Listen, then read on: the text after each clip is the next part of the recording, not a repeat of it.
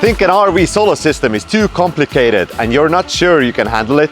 You're actually just one video away from getting it done. In today's video, we're gonna build a 400-watt solar system. The size is perfect for beginners who want to power an RV, a tiny cabin, a van, whatever you've got. You don't need any electrical experience. Even if you've never touched a battery or a solar panel, you can follow along and build a reliable off-grid system. The whole system is just 4 pieces. Bring power in, control it, use it, and store it. All right, let's walk it through. The entire build is divided into 7 steps. To make it easier to follow, we'll mount the controller, inverter, and battery onto this perforated board. You can install them wherever it makes sense in your own RV. Step 1. Sizing. 400 watts divided by 12 volts is about 33 amps. So I'm going with a 40 amp controller. Leaves a little room. But a controller isn't just about current. You also need to look at voltage. I have these 2 panels connected in series. Each panel is 18 volts and 11 amps. Series gives me 36 volts and 11 amps. My controller's voltage limit is 100 volts, well above 36. You need to check your own controller's voltage limit before you decide how to wire your panels. And this one is MPPT, much more efficient than PWM. I'm using a 314 ampere hour lithium iron phosphate battery, half the weight of lead acid and lasts way longer.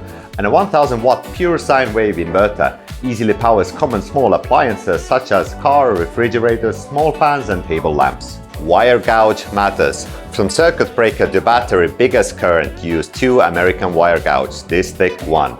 Controller to circuit breaker, 10 American wire gauge. Panels to controller, MC4 extension cables. Step 2. Mounting the components. Now let's mount them onto this perforated board. This is just a demo. You can plan the actual location based on your own RV. For the inverter, remember, the closer it is to the battery, the less power loss you'll have. For actual installation, use screws to mount them and make sure to consider heat dissipation and vibration. Controller and inverter both get hot. Leave at least a fist-sized gap between them. The battery, flat or on its side, it's fine. Just don't mount it upside down. Step 3. Installing fuses and breakers. Safety first. Right off the positive battery terminal, put the 150 amp fuse. Crank it tight. Loose connections create heat. The fuse should be as close to the positive terminal as possible. The other end connects to the Anderson connector.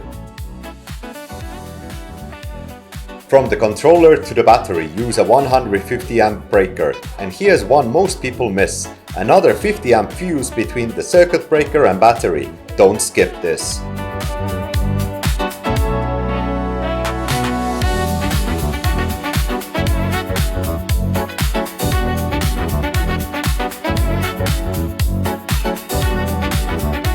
Step 4. Wiring. One thing, seriously, if you mess up the wiring order, you might fry your controller. Always connect the battery first, then the solar panels.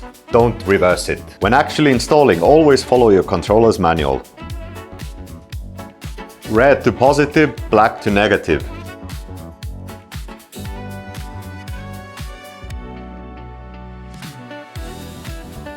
See?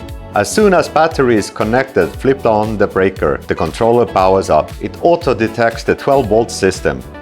Turn on the inverter. The green light means you've got power. Don't plug in the solar panels and output yet. Step 5. Equipment setup. Don't rush to connect the solar panels.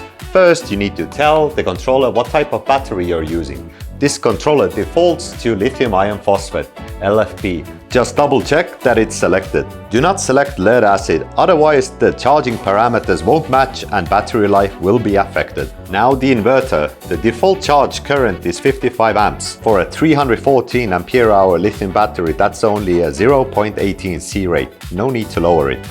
Also remember, this inverter only supports lithium batteries. Step 6. Connecting the solar panels. Final step, and this is the safe one. Just connect the solar panels. Everything else is already hooked up. This is the last piece. We've been doing indoor demos so far. Now we need to go outside and mount the solar panels on the roof of the RV. And one quick heads up, measure your roof space first. Make sure your panels actually fit before you buy them.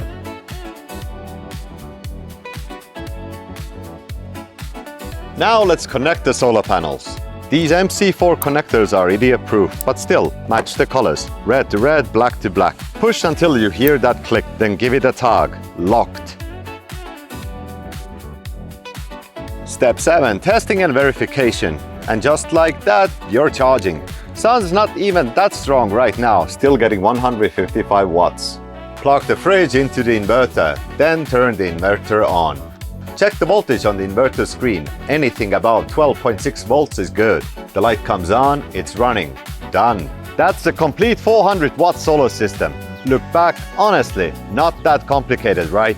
Step 1, sizing. Step 2, mounting the components. Step 3, installing fuses and breakers. Step 4, wiring. Step 5, equipment setup. Step 6, connecting the solar panels. Step 7, testing and verifications. Just these 7 steps. Here's the full parts list. Solar panels, charge controller, battery, inverter, breaker, and all the wiring.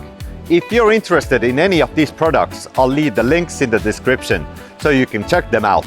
If this video helped you, don't forget to like and subscribe. In the next one, I'll show you how to build a 12 volt 200 watt solar system. Got questions? Drop them in the comments. I'll reply when I see them. See you!